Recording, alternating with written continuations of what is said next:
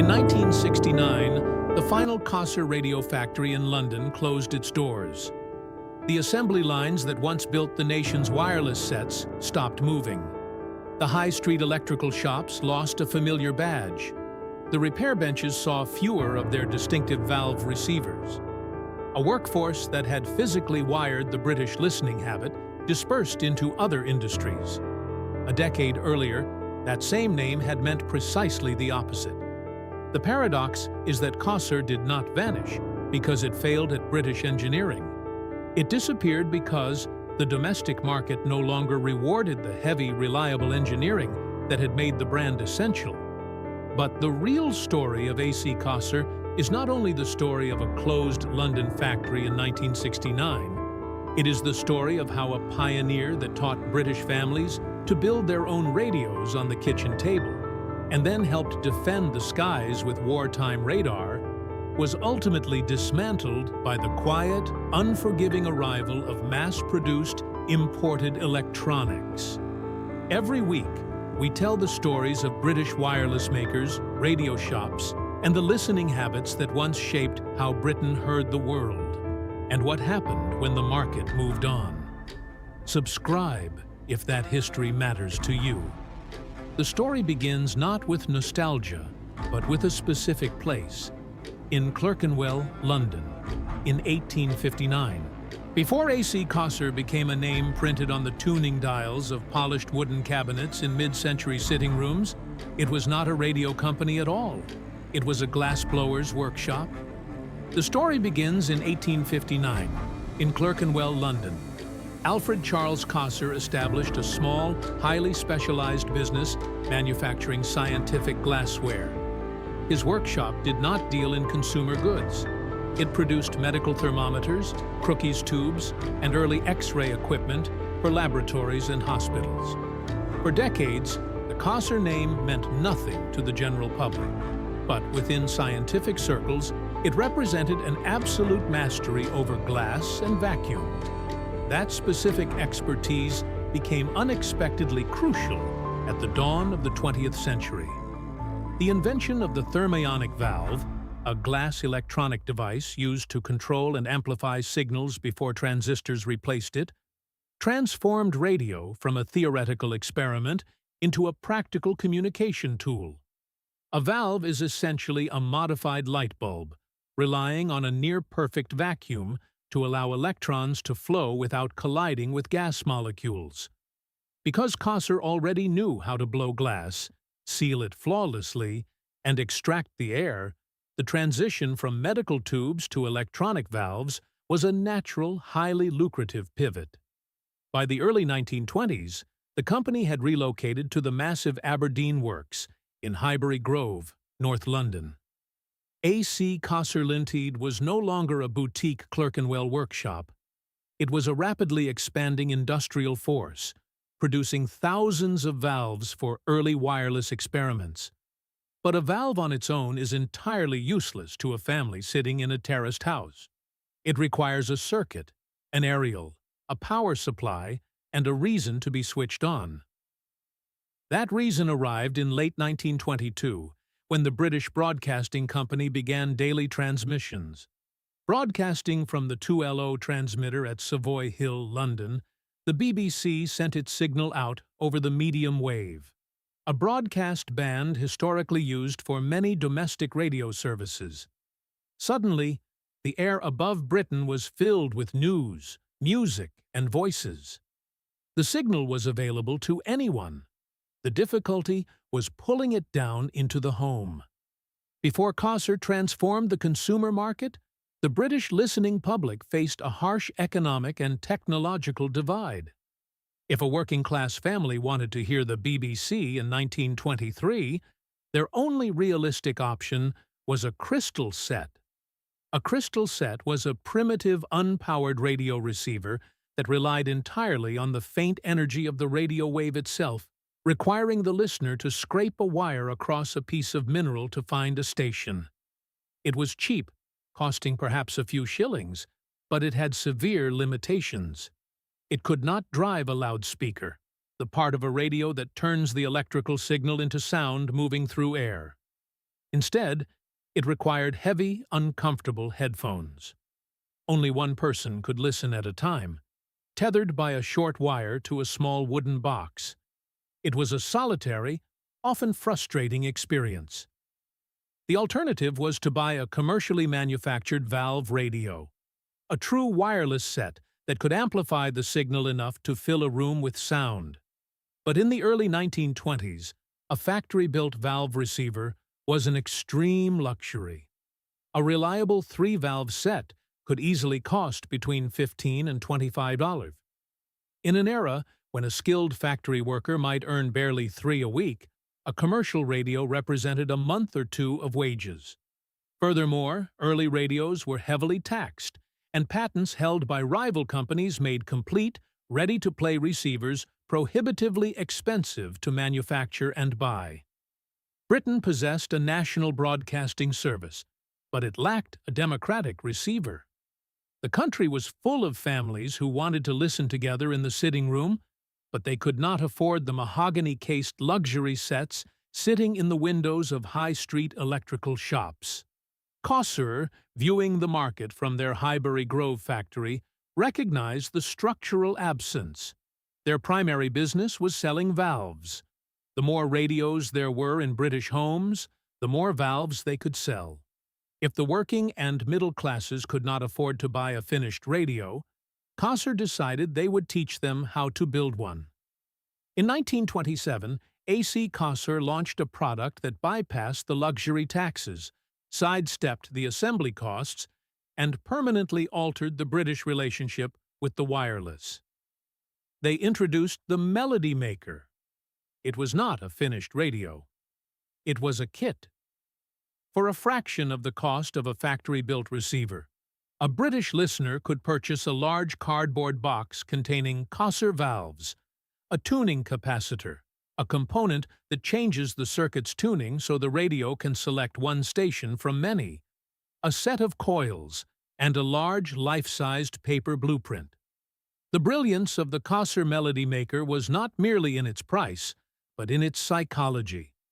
Cossor heavily advertised the kit in magazines like Practical Wireless and Wireless World, explicitly promising that no prior technical knowledge was required. A father could clear the kitchen table on a Saturday evening, lay out the paper blueprint, place the physical components directly over the drawn-out lines, and wire them together. The British entry of the Cossor brand into the domestic consciousness was not through a slick, finished piece of furniture, but through a shared weekend project. The high-street shops and local ironmongers that stocked the Melody Maker kits could barely keep up with demand. Records suggest that within the first few years of production, hundreds of thousands of these kits were sold. For the first time, a family did not need to be wealthy to have a loudspeaker in the home. They only needed a soldering iron, a few basic tools, and a Cossor box. The glassblower's workshop had become the architect of the British sitting room habit. The name Cossor was no longer just a component inside someone else's machine. It was the mechanism that brought the world into the house. The initial success of the 1927 Melody Maker kit had proven that the British public possessed a deep, insatiable appetite for the wireless. But, as the 1920s dissolved into the 1930s, the national listening habit began to shift. A father hunched over the kitchen table with a soldering iron was a powerful image of early adoption, but it was not the future of domestic entertainment. As the BBC expanded its services, introducing the national program and the regional program, the radio receiver transitioned from a scientific hobby into an essential piece of household furniture. Listeners no longer wanted to build their wireless sets. They wanted to plug them in, turn a knob, and immediately hear a voice from London. Cossor understood this transition perfectly. Their true breakthrough, the moment they evolved from a supplier of glass valves and paper blueprints into a dominant force in the British sitting room, came with their mass-produced factory-built table radios in the early 1930s. They took the trusted Melody Maker name and attached it to fully assembled, polished wooden cabinets. To a British listener walking into a high-street electrical shop in 1934, a Cossor table radio was a commanding physical object. It did not look like a laboratory instrument. It was housed in a domed or stepped cabinet of rich walnut veneer, carefully French polished to catch the light of the domestic hearth. The front panel featured a decorative wooden grille, the opening or fabric-covered area through which sound leaves the radio cabinet, backed by woven cloth that hid the internal loudspeaker. Below the grille sat the tuning dial, the scale or display that shows which station or frequency the radio is tuned to. In the 1930s, Cossor transformed the tuning dial into an illuminated map of Europe. Behind a pane of printed glass, small dial lamps cast a warm amber glow across a list of exotic and domestic transmitter sites: Droitwich, Daventry, Hilversum, Radio Paris, and Athlone. Turning the heavy bakelite volume control, the knob or slider that changes the loudness of the sound, produced a satisfying mechanical resistance. Moving the tuning knob engaged a hidden array of metal plates known as a tuning capacitor, a component that changes the circuit's tuning so the radio can select one station from many. Inside the cabinet, copper wire was wound tightly around formers, and listeners would string a long wire aerial, a physical wire suspended outdoors or across a room that receives radio waves from the air, to capture the invisible energy broadcast from distant transmitters. The technology driving these handsome cabinets represented a massive leap forward. Earlier sets had relied on cumbersome batteries, including acid-filled glass accumulators that had to be carried to the local garage every week for recharging. Cossor championed the transition to the mains radio, a receiver that plugs directly into the household electricity supply, providing consistent, reliable power without the mess or expense of batteries. It turned the wireless from a temperamental scientific instrument into a dependable household utility, as essential and reliable as the electric light bulb. Furthermore, the internal circuitry had evolved. Cossor rapidly adopted the superheterodyne receiver design, a complex circuit that mixes the incoming broadcast signal with a locally generated frequency inside the radio, vastly improving the set's ability to separate closely grouped stations. This provided exceptional selectivity, how well a radio separates one station from nearby stations, and high sensitivity, how well a radio picks up weak signals.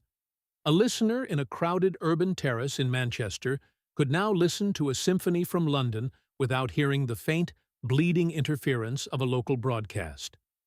This level of sophisticated engineering required immense industrial capability, and this was where Cossor possessed an absolute, almost unassailable British radio moat.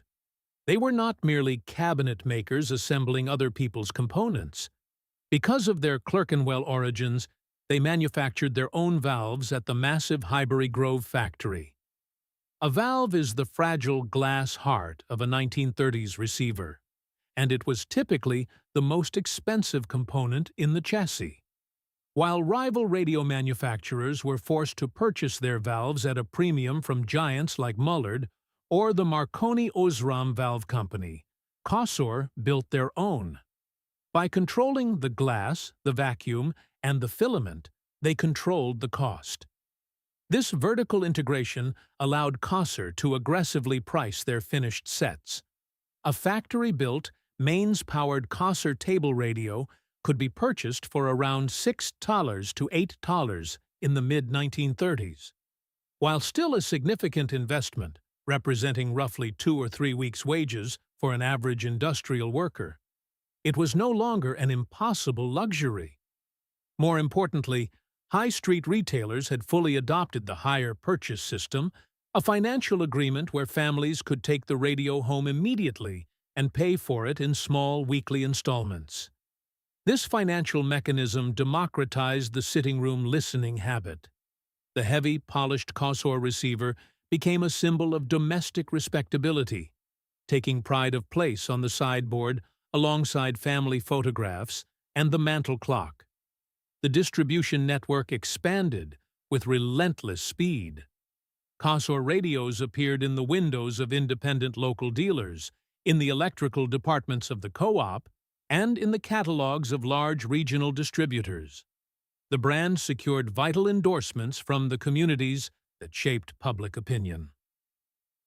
Wireless World magazine praised the robust construction and selectivity of the Cossor super heterodyne models. Practical wireless. Readers who had once bought the kits now recommended the factory-built sets to their less technical neighbors. Radio clubs across Britain recognized the reliability of the Cossor valves inside.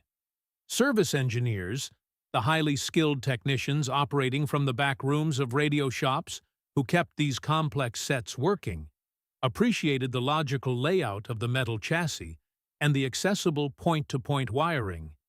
Even the early radio rental companies, a business model where customers rented radio or television equipment rather than buying it outright, began stocking Cossor models because their internal components rarely failed. By the latter half of the decade, AC Cossor was no longer just a glassblower. They were a titan of the British High Street, employing thousands of workers and shipping hundreds of thousands of receivers. They had bridged the gap between raw scientific components and domestic comfort.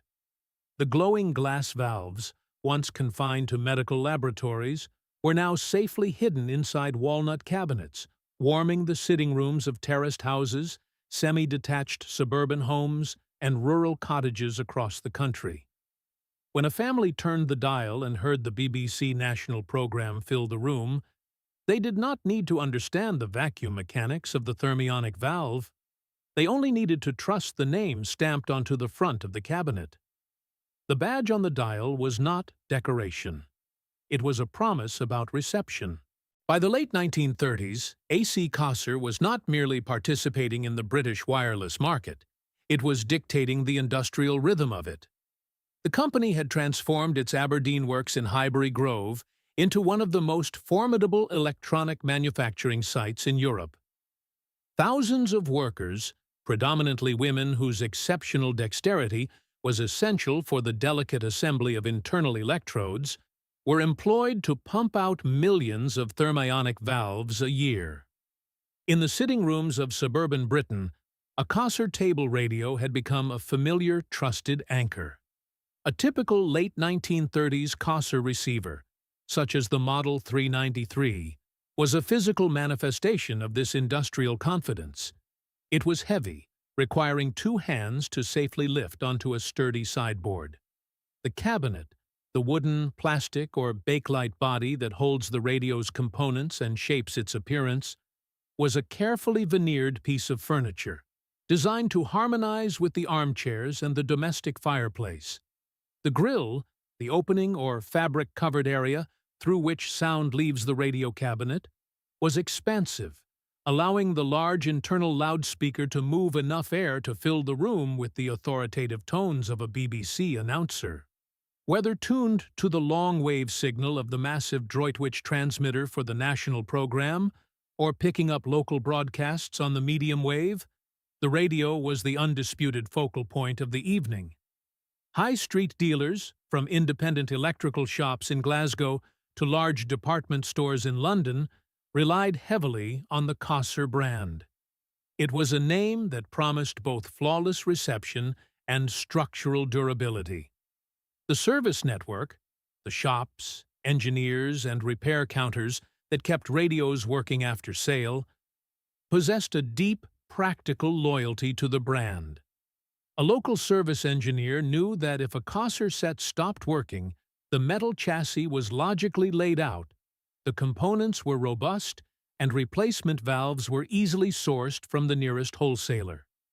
The company was shipping valves by the millions, not just for their own cabinets, but as reliable replacements for rival brands across the country. But the true scale of Cossor's glory in this era was not entirely visible in the high street shop window. Because they were absolute masters of glass and vacuum, They had moved beyond the standard radio valve. In 1932, Cossor had become the first British company to commercially manufacture cathode ray tubes, a highly specialized vacuum tube containing an electron gun and a fluorescent screen used to display electrical signals visually. This was the technology that would make electronic television possible. When the BBC began the world's first regular high-definition television service from Alexandra Palace in 1936, Cossor was there, manufacturing massive, incredibly expensive early television receivers for the wealthy Londoners who lived close enough to receive the signal. Yet, the cathode ray tube was destined for something far more critical than early domestic television. As the 1930s drew to a close, and the threat of conflict in Europe became undeniable, the British government quietly turned to the radio industry for national defense. A top-secret project, initially developed at Bawdsey Manor on the Suffolk coast under the physicist Robert Watson Watt, required a way to detect enemy aircraft using reflected radio waves. They needed a visual display to read those invisible signals accurately. They needed Cossor. The company's deep expertise in cathode ray tubes and high-frequency receivers made them the perfect, and perhaps the only, industrial partner capable of fulfilling the Air Ministry's exact requirements. Cossor was contracted to build the critical receiver units and display consoles for the chain-home radar network, the ring of massive coastal transmitter and receiver stations that formed the world's first early warning radar system. When war was declared in September 1939, domestic radio production at Highbury Grove did not entirely stop, but the focus shifted violently. The BBC television service was abruptly shut down in the middle of a Mickey Mouse cartoon, and the transmitters were repurposed. The British public now relied exclusively on the BBC home service, often listening to the news through the heavy Cossor sets they had bought on hire purchase years earlier. When a family gathered around the walnut cabinet to hear Neville Chamberlain's fateful broadcast declaring that the country was at war with Germany, the Cossor set was not just a machine. It was the messenger of history. Behind closed doors, the factory itself had become a critical military asset. Cossor valves and Cossor cathode ray tubes became the glowing green eyes of the Royal Air Force. During the Battle of Britain, when operators stared into the screens of the chain-home receivers in darkened coastal bunkers, tracing the faint blips of incoming Luftwaffe bombers, they were looking at glass-blown, sealed, and wired by Cossor workers in North London. When the war ended in 1945, A.C. Cossor returned to the civilian market, carrying an aura of absolute engineering supremacy. They were no longer simply the manufacturer of the pre-war Melody Maker kits. They were the architects of the radar screens that had protected the country. This wartime prestige translated directly into post-war retail dominance. The British public was desperate for a return to domestic normality, and the high-street electrical shops were eager to supply it. Cossor capitalized on this national hunger by releasing a new wave of heavy, beautifully engineered table radios. They cleverly resurrected the beloved pre-war Melody Maker name, not as a DIY kit, but as a series of premium, factory-built super heterodyne receivers, such as the highly successful Model 500 and 501 series. To walk into a British radio dealer in the late 1940s was to see the Cossor brand at the absolute peak of its consumer power. Their product lines expanded to include the radiogram, a substantial piece of furniture combining a radio, amplifier, loudspeaker, and record player in one polished wooden cabinet. These massive units became the ultimate status symbol of the post-war British front room, offering the BBC Light program during the day and the playing of 78 RPM shellac records in the evening. The brand was heavily featured in the catalogs of large regional distributors and proudly displayed in the electrical departments of the co-op. Families who could not afford to buy a set outright often turned to the rapidly expanding radio rental networks, a business model where customers paid a few shillings a week to rent a receiver, with all maintenance included. Because Cossor sets were fundamentally over-engineered and famously reliable, rental companies preferred them. A radio that did not break down on a customer's sideboard was a radio that generated steady, uninterrupted profit. The scale of the operation behind these cabinets was staggering. The Aberdeen Works in Highbury Grove, along with additional manufacturing sites, employed thousands of skilled workers. Their valve production ran into the millions annually, supplying not only their own assembly lines, but also acting as the lifeblood for thousands of independent service engineers across Britain. Every local repair shop had shelves lined with Cossor valves in their distinctive blue and yellow boxes. The physical presence of a Cossor radio in this era was commanding. It smelled of warm dust, hot glass, and polished wood veneer. The heavy metal chassis inside the cabinet was a marvel of neat point-to-point wiring with resistors, components that limit or control the flow of electrical current, and wax paper capacitors neatly soldered by hand. If a valve failed, the radio did not go to a landfill. It went to the repair bench at the back of the local electrical shop, where a technician in a brown dust coat would consult a heavily thumbed service manual, test the circuit, and plug in a fresh replacement. The entire system was designed for permanence. This was the defining British cultural moment for the brand.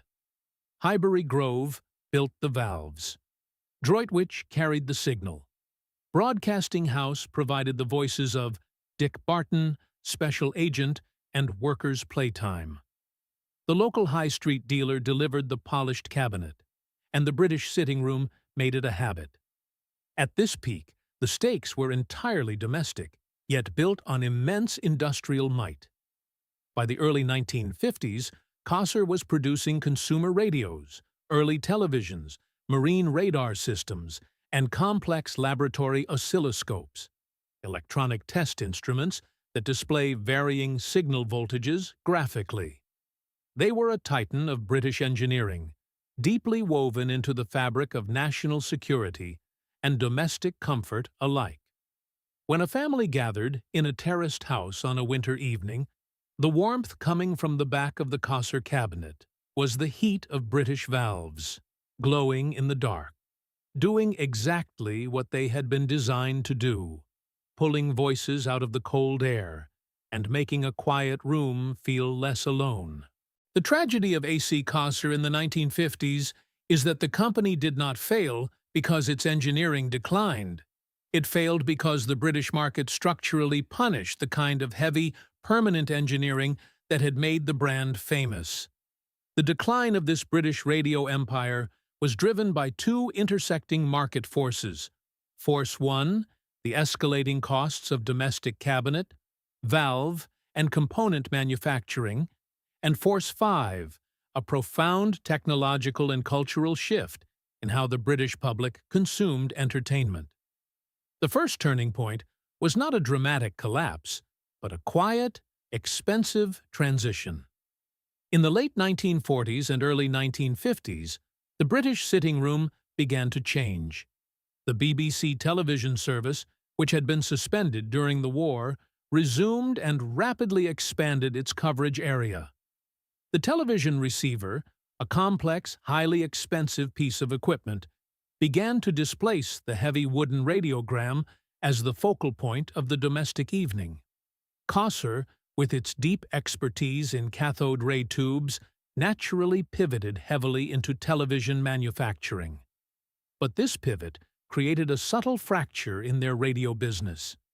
A television set was far more profitable, yet it required immense capital investment, vast amounts of factory floor space, and intense engineering resources. Radio, which had once been the absolute core of the Cossor identity, was gradually downgraded to a secondary product line. The wireless set was being physically evicted from the center of the sitting room and pushed towards the kitchen, the bedroom, and the garden shed. As radio became a secondary domestic object, public expectations regarding its price and permanence shifted. Listeners no longer wanted to buy a massive 6-valve walnut cabinet on hire purchase just to hear the cricket scores in the kitchen. They wanted something smaller, lighter, and cheaper. This exposed Cossor to the brutal reality of Force One. The Aberdeen Works in Highbury Grove was an industrial behemoth built around the thermionic valve. Producing a Cossor table radio involved glass blowing, vacuum sealing, metal stamping, intricate point-to-point soldering by skilled labor, and expensive wood veneering. These were not processes that could be easily cheapened. As domestic labor costs and material prices rose in post-war Britain, Cossor discovered that a well-built valve radio cost more to manufacture than the mass market was now willing to pay. In 1955, the BBC launched its VHF-FM service, a radio band that gives clearer sound over shorter distances than older AM bands, eliminating the interference that plagued the medium wave. To receive this new, high-fidelity signal, listeners needed entirely new receivers. Cossor dutifully designed complex, multi-valve VHF-FM sets. These radios were technical masterpieces, packed with delicate components and requiring precise alignment by high-street service engineers. But they were also incredibly expensive to build. While Cossor was pouring resources into perfecting the ultimate mains-powered FM valve radio, the broader consumer market was looking in the opposite direction. Then, the foundational technology of the British wireless market fractured completely. The transistor, a small electronic component that controls or amplifies signals with less heat and power than a valve, arrived in commercial quantities. For a company like Cossor, the transistor was not just a new component, it was an existential threat to their entire supply chain. Their moat had always been their vertical integration. They made their own valves, which gave them absolute control over quality and pricing. But they did not invent the transistor, and they were slow to manufacture them at the necessary scale. To embrace the transistor radio, a portable radio that uses small semiconductor devices instead of valves, making it lighter, cooler, and more battery-friendly, meant actively cannibalizing their own valve production lines. It meant telling thousands of skilled workers in North London that their mastery of glass and vacuum was no longer required. As a result, Cossor, like many of the great British legacy brands, hesitated. They continued to produce beautifully engineered, mains-powered valve sets for a market that was increasingly looking for battery-powered portability. When they did eventually begin to introduce transistor models, they found themselves stripped of their traditional manufacturing advantage. A printed circuit board, a board carrying electronic components and copper tracks that connect them, stuffed with externally sourced transistors, did not require the massive industrial infrastructure of Highbury Grove. Competitors like Bush Radio and Roberts Radio adapted more nimbly to this new domestic reality. They embraced plastic molding, early transistors, and the concept of the portable radio as a fashionable accessory rather than a piece of heavy furniture.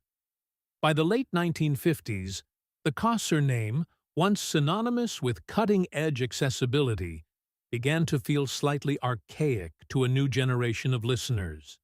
A teenager did not want a heavy wooden cabinet. They wanted a portable set they could carry to the park to listen to Radio Luxembourg. The high-street electrical shops and independent radio dealers began to notice the shift. The window displays that had once been dominated by heavy Cossor table radios were slowly being infiltrated by smaller, brightly colored portables. The radio rental companies, which had previously demanded the heavy-duty reliability of a Cossor valve chassis, were now entirely focused on renting out television sets, viewing radios as cheap, disposable items meant for outright purchase. The brand was losing its grip on the places where British listeners actually bought their electronics. A Cossor valve radio could still pull in a distant medium-wave signal with brilliant clarity, and it still sounded warmer and richer than early transistor models. But a radio did not only have to receive well, it had to survive the place where it was sold. And on the high street, the definition of a good radio was shifting rapidly from engineering permanence to lightweight convenience. By the dawn of the 1960s, the fracture in Cossor's domestic strategy had widened into an irreversible collapse. The company found itself trapped in a brutal pincer movement orchestrated by Force 4, the relentless wave of imported electronics, and Force 3, the rapid transformation of British high street retail. The British listener's relationship with the wireless had fundamentally changed. The heavy, polished wooden cabinet that had once proudly anchored the sitting room was increasingly viewed as a relic of a pre-war, austere Britain. The new listening culture demanded the transistor radio, a highly portable, battery-powered receiver that used small, cool-running semiconductor devices instead of fragile, heat-producing glass valves. This transition was not led by British manufacturers. It was entirely dominated by Japanese and Hong Kong imports. Companies like Sony and Sanyo began flooding the British market with small, brightly colored plastic radios. These imported sets did not require the massive, vertically integrated industrial infrastructure of the Aberdeen Works. They were assembled quickly and cheaply overseas using printed circuit boards, flat boards carrying electronic components, and copper tracks that connect them, eliminating the need for the slow, expensive point-to-point hand wiring that Cossor's London workforce had mastered. The price differential was staggering. A traditional British-made valve receiver still cost a significant portion of a monthly wage, while a mass-produced imported transistor radio could be bought with pocket money.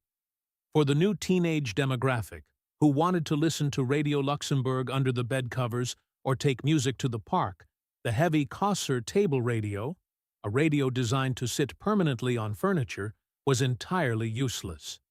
The cheaper radio did not need to last for decades, and it did not need to survive a blitz. It only needed to find a pop music station, and it needed to be cheap. As these imported sets arrived, the British high street reacted ruthlessly. Independent radio dealers, department stores, and expanding electrical chains like Dixon's and Curry's began to clear their front windows of the heavy, expensive British wooden cabinets, replacing them with stacks of cheap, imported plastic portables. Even the massive radio rental networks, the business model where customers rented equipment rather than buying it outright, turned their backs on domestic radio. The rental chains shifted their massive capital entirely into the booming television market. A Cossor valve radio could still produce a richer, warmer sound than any plastic import, and it could still separate overlapping signals on the medium wave with brilliant clarity, but it simply could not survive the shifting economics of the shop floor. Internally, the management of AC Cossor recognized that their consumer radio division was bleeding money. They were fundamentally a high-level engineering firm, not a mass-market consumer brand. Their radar systems, laboratory oscilloscopes, and aviation electronics were highly advanced and highly profitable. The consumer radio division, which required constant marketing, retail distribution, and price warfare, had become an immense financial anchor dragging down the rest of the company. In 1958, the inevitable corporate capitulation occurred. AC Cossor decided to sever its consumer electronics division from its profitable military and industrial operations. The proud British brand, which had taught the nation how to build its own wireless sets, sold its radio and television business to the Dutch electronics giant Philips. The heavy industrial side of Cossor, the division that built radar and defense systems, was later acquired by the American aerospace firm Raytheon, completely fracturing the original identity of the Clerkenwell glassblower. For the British listener walking into a high-street shop in the early 1960s, the Cossor name did not immediately disappear. Philips continued to manufacture and sell radios bearing the Cossor badge, but this was the ultimate manifestation of brand dilution. The weakening of a brand when its name appears on products that no longer match the original engineering identity. A Cossor radio from 1962 was a Cossor in name only. It was not built at the massive Highbury Grove factory. It did not contain Cossor valves. The internal glass was now supplied by Mullard, a company fully owned by Philips. The logical, heavy-duty metal chassis had been replaced by standard Philips circuitry. The badge on the tuning dial, the scale or display that shows which station or frequency the radio is tuned to, had ceased to be a guarantee of unique British engineering. It had become a marketing sticker, cynically applied to generic, mass-produced electronics to squeeze the last remaining drops of goodwill out of older British consumers who remembered the melody maker. The service network, the shops, engineers, and repair counters that kept radios working, noticed the deception immediately. When a service engineer opened a 1960s Cossor cabinet, they did not find the robust, accessible wiring they had trusted for decades. They found a standard Philips chassis. The loyalty of the repair bench evaporated. The men in the brown dust coats stopped recommending the brand. And in the domestic radio market, losing the faith of the local repairman was a death sentence. Philips eventually realized that maintaining multiple legacy British brand names on identical internal circuitry was a pointless expense. As the 1960s progressed, the Cossor badge appeared on fewer and fewer domestic sets. It was briefly relegated to cheap record players and minor domestic appliances before being quietly retired from the high street altogether. By 1969, the final traces of Cossor's consumer radio infrastructure in London were systematically dismantled. The great assembly lines at Highbury Grove, where thousands of women had once meticulously sealed the vacuum inside the thermionic valves that gave Britain its voice, were shut down, repurposed, or sold off. The vast stock of service manuals became useless paper. The carefully polished walnut cabinets were replaced by injection-molded plastic from overseas. The company that had dominated the British sitting room had been entirely erased from domestic life. The factory closed. The workers dispersed. The catalog dropped the brand. The rental chains moved on. The high street forgot the name. The badge became a sticker. The sticker disappeared completely. The glass valves burned out. The repair counters vanished. The sitting room fell quiet. The smart speaker answers today. After the consumer radio division was swallowed by Philips and gradually erased from the high street, the name A.C. Cossor did not entirely vanish from the British industrial landscape. Instead, it retreated back into the highly specialized, invisible world of heavy engineering where it had originally begun. The military and industrial divisions, the parts of the company that had built the cathode ray tubes for the chain-home radar network and defended British airspace during the war, were acquired by the American defense contractor Raytheon in 1961. Today, the corporate descendant of Cossor operates in the highly classified realm of aerospace, military technology, and air traffic control systems. The name that once sat on the kitchen tables of the 1920s, printed on the paper blueprints of the Melody Maker kits, now exists quietly on radar installations guiding commercial flights over British airspace. But as a domestic consumer radio brand, Cossor is completely dead. Unlike Roberts Radio or Bush Radio, there has been no modern, cynical licensing of the brand name. You will not find a cheap Bluetooth speaker or an imported digital alarm clock wearing a fake vintage Cossor badge in a modern supermarket. The consumer brand died an honest, absolute death in the 1960s, untouched by the modern era of brand dilution. However, the physical cabinets and the glass valves refused to disappear. In the 21st century, A.C. Cossor has found a passionate, dedicated afterlife within the British vintage radio preservation community. On vintage radio forums, at swap meets organized by the British Vintage Wireless Society, and on cluttered repair benches in sheds and garages across the country, the heavy wooden sets of the 1930s and 1940s are meticulously rescued and restored. Collectors actively hunt for the early Melody Maker kits, tracing the hand-soldered joints made by amateur builders nearly a century ago. Highly skilled hobbyists and retired service engineers, the technicians who once kept these complex sets working from the back rooms of high street shops, painstakingly search for original Cossor valves. They look for those specific glass electronic devices, once blown in North London, used to control and amplify signals, just to bring a silent Model 501 receiver back to life. A broken Cossor set found in a dusty loft clearance, on Facebook Marketplace, or at the back of a local charity shop is rarely thrown into a landfill. It is traded, dismantled, reveneered, and repaired. These surviving radios still matter because they represent a specific era of British permanence and domestic ritual. An original Cossor valve radio with a repaired capacitor, a component that stores and releases electrical energy in a circuit, and a beautifully cleaned tuning dial, the scale or display that shows which station or frequency the radio is tuned to, can do something a modern internet radio or a smart speaker simply cannot.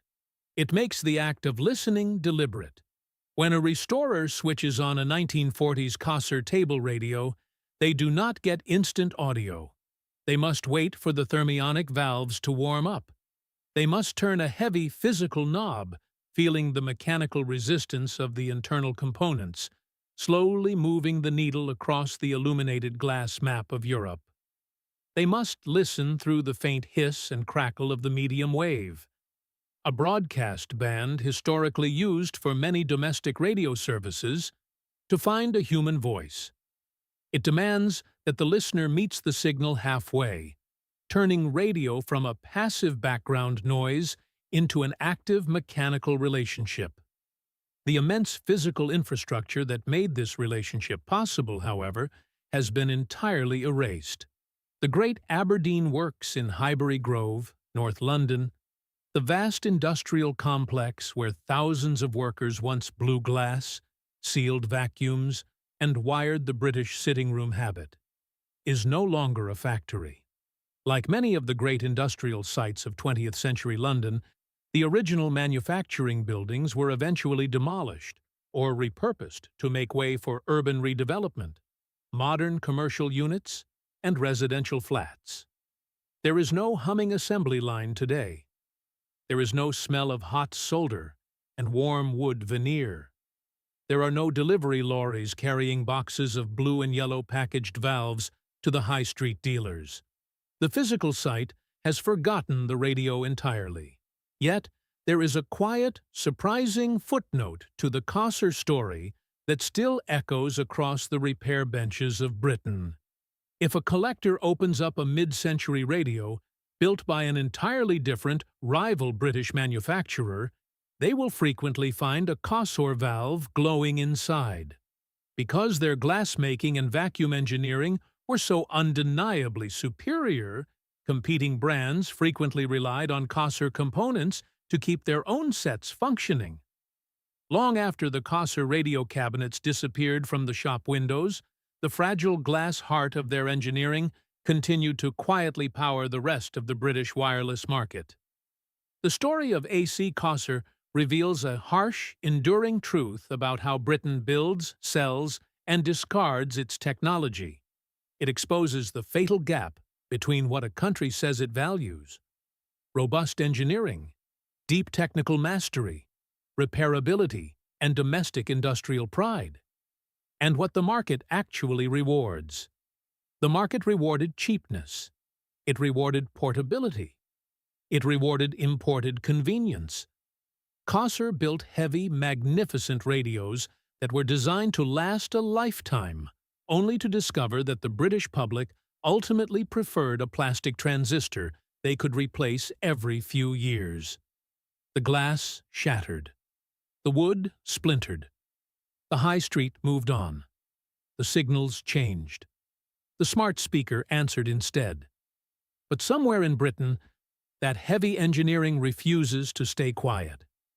In a dimly lit workshop in the home counties, a polished walnut cabinet sits heavily on a repair bench, its dial lamps casting a warm amber glow across the glass names of old European transmitters, waiting for a hand to turn the knob and find one more voice in the air. See you in the next video.